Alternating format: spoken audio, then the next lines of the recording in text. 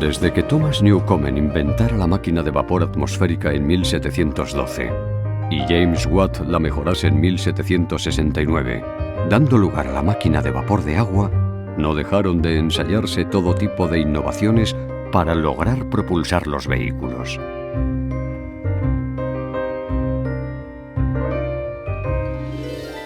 En 1804, Richard Trevithick desarrolló la primera locomotora de vapor capaz de arrastrar un tren.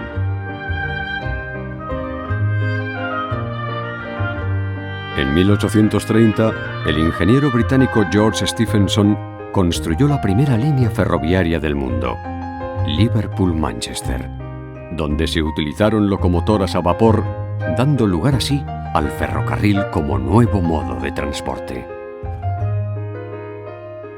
El primer ferrocarril español se inauguró el 19 de noviembre de 1837 entre La Habana y Bejucal en Cuba, entonces provincia española de ultramar.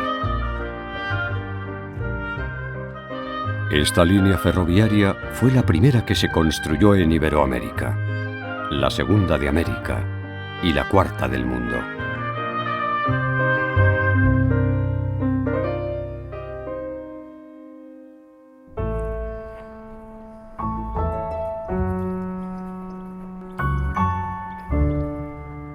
Miguel Viada había formado parte de la Junta de Empresarios constituida en 1833 para llevar a cabo el proyecto de ferrocarril de La Habana a Güines.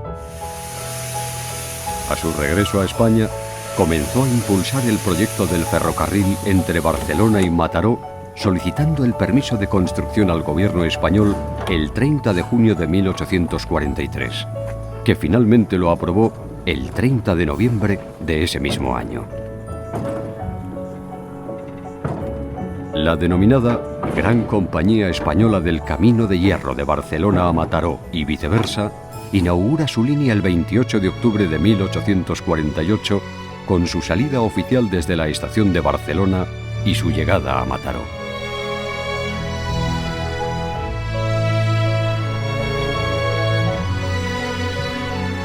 Al mismo tiempo que se construía este primer ferrocarril peninsular, se estaban construyendo otras líneas como fueron Madrid-Aranjuez y Langreo-Gijón. Las líneas Madrid-Aranjuez-Alicante y Madrid-Zaragoza fueron el germen de la compañía MZA, Compañía de los Ferrocarriles de Madrid a Zaragoza y Alicante, fundada el 31 de diciembre de 1856 por José de Salamanca Mayol, la Sociedad Mercantil e Industrial de los Rothschild y la Compañía Gran Central de Francia. En 1856 se empieza a construir la línea del ferrocarril de Madrid a Irún, o del norte, que será el tronco básico de la red septentrional de España con 633 kilómetros.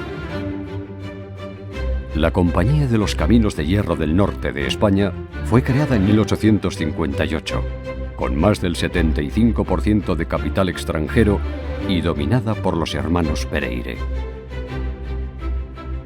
La inauguración de las líneas de ferrocarril constituyeron siempre un acontecimiento social de primer orden y contaron con la participación de lo más selecto de la sociedad. El ferrocarril acercó el campo a la ciudad y la ciudad al campo. Inició el turismo al mar y supuso un poderoso elemento de transformación de la sociedad que contribuyó al auge de la burguesía. Con el ferrocarril se extendió la red telegráfica y la telefónica, al tiempo que contribuyó al perfeccionamiento de la mecánica y la metalurgia. Los gobiernos progresistas configuraron a partir de 1855 un marco institucional cuyo objetivo prioritario era facilitar la rápida construcción del ferrocarril español, ya que lo consideraban imprescindible para modernizar el país.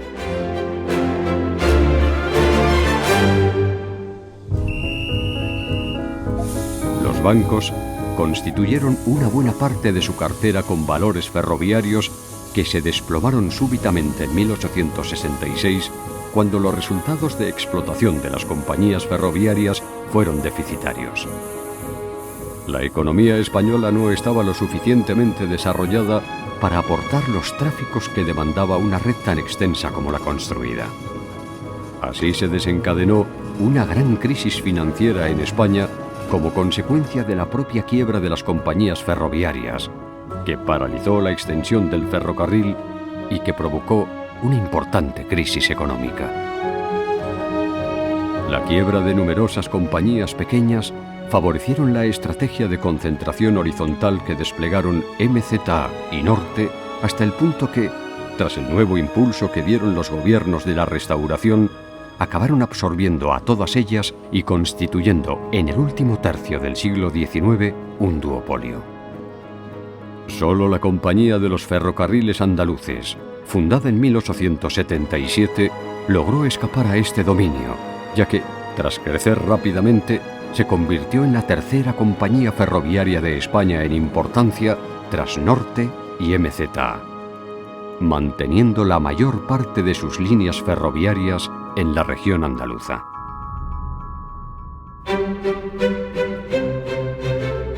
En 1880 se creó el ferrocarril de Madrid a Cáceres y Portugal, inaugurándose la línea Madrid-Lisboa en 1881.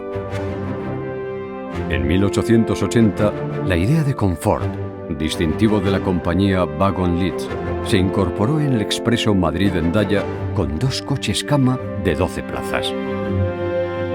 3 años después, se establecieron en los servicios Madrid-Sevilla, Madrid-Barcelona y Madrid-Lisboa. Estos hoteles rodantes con coches cama y coche restaurante convirtieron los viajes entre las grandes capitales europeas en un símbolo de lujo. A finales del siglo XIX comenzó a extenderse la construcción de ferrocarriles de vía estrecha para complementar la red principal, formados por líneas con un ancho de vía menor que la red principal de 167 centímetros, especialmente en la zona norte y en la cordillera cantábrica. Se elige el ancho métrico para la construcción de estas líneas férreas porque resultaba más económico el primer establecimiento y su posterior mantenimiento. La vía estrecha presentaba la ventaja de llegar a lugares donde la red principal de ancho ibérico no podía acceder por su elevado coste de construcción. Estas líneas llegaron a representar en 1930 el 27% del total de la red ferroviaria española.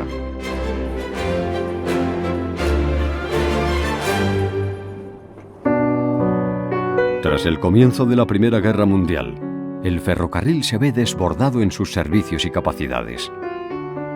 La obsolescencia del material y un tendido ferroviario en mal estado hace plantearse al Estado la nacionalización de los ferrocarriles. El gobierno de la dictadura de Primo de Rivera de 1923 decide intervenir y promulga en 1924 el Estatuto Ferroviario, acordando la concesión de ayudas públicas y subvenciones a las compañías privadas a cambio de que éstas emprendan mejoras en la red y la modernización del material. Gracias a las ayudas estatales, las grandes compañías logran reflotar su situación y se produce una mejora notable del servicio. En 1928 fue creada la Compañía Nacional de los Ferrocarriles del Oeste para agrupar a pequeñas empresas del noroeste español que se encontraban en quiebra o eran incapaces tanto de seguir operando los servicios ferroviarios como de mantener las vías e instalaciones. La crisis del ferrocarril contenida por la intervención estatal durante la dictadura empeoró con la crisis económica de 1929. En 1931, la Segunda República eliminó las ayudas públicas, lo que motivó que las finanzas de las grandes compañías ferroviarias entraran en números rojos. En 1936, el gobierno republicano decidió la incautación de la Compañía de los Ferrocarriles Andaluces, que se encontraba cercana a la suspensión de pagos. Durante la guerra, los ferrocarriles sufrieron graves daños. 1.309 locomotoras habían sido destruidas, el 42% del total. el 40% de los vagones de mercancías y el 70% de los vagones de pasajeros, al igual que buena parte de las infraestructuras de la red, puentes y estaciones. Miles de kilómetros de vías se encontraban destruidos.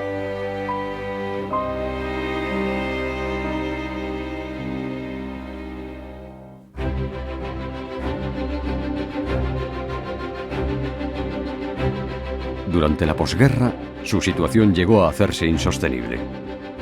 Y en 1941, la dictadura franquista procedió a la expropiación y nacionalización de todas las líneas de ferrocarril de ancho ibérico que se agruparon en la Red Nacional de los Ferrocarriles Españoles, Renfe.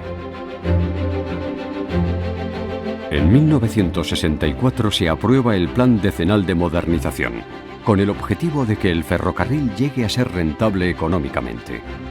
Se renuevan las vías, se construyen estaciones de mercancías, se mejoran los sistemas de seguridad y comunicaciones y progresivamente las locomotoras de tracción a vapor van siendo sustituidas por otras diésel y eléctricas.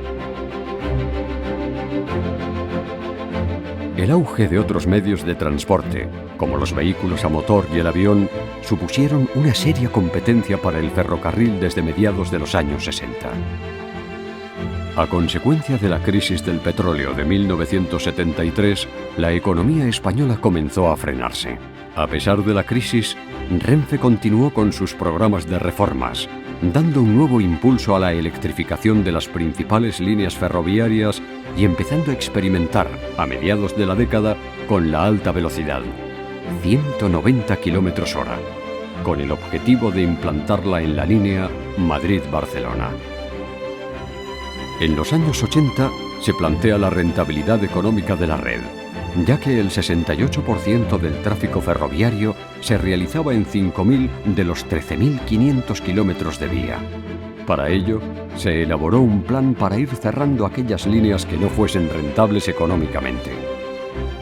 En 1986 se aprueba el Plan de Transporte Ferroviario con el objetivo de conseguir velocidades por encima de los 200 km/h en doble vía en las líneas que mayor tráfico soportan, el triángulo Madrid-Barcelona-Valencia y un nuevo acceso ferroviario a Andalucía.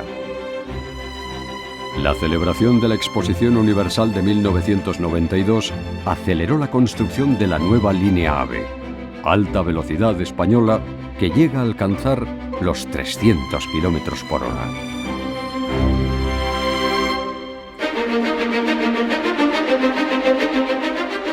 En noviembre de 2003 se publicó la Ley del Sector Ferroviario, que materializa la liberalización del sector y supuso el fin del monopolio del transporte ferroviario existente en España desde finales de la Guerra Civil.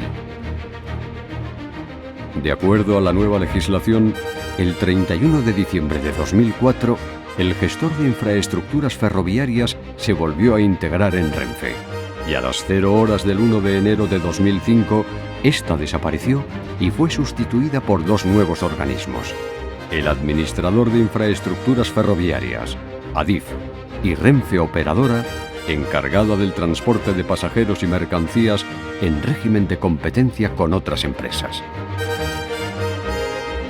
El modelo español de transporte se basa fundamentalmente en vehículos privados. Hoy en día, el ferrocarril se ha convertido en el transporte interurbano más rápido, puntual y cómodo en las largas distancias. Una inmensa mayoría social comparte la idea de que el transporte del futuro ha de ser sostenible, eficiente y seguro. Y aquí es donde el ferrocarril tiene un papel futuro determinante para mejorar la situación ambiental y social del transporte.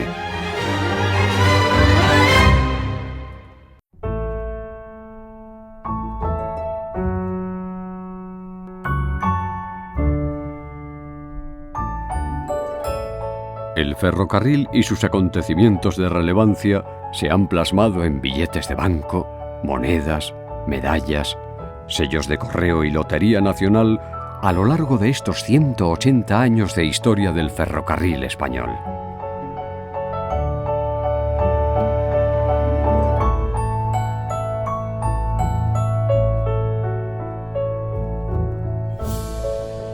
El ferrocarril ha sido una fuente inagotable de inspiración para artistas en todo tipo de disciplinas. Y los museos que conservan parte de su historia son muy apreciados por el público y nos trasladan a un pasado entrañable y evocador.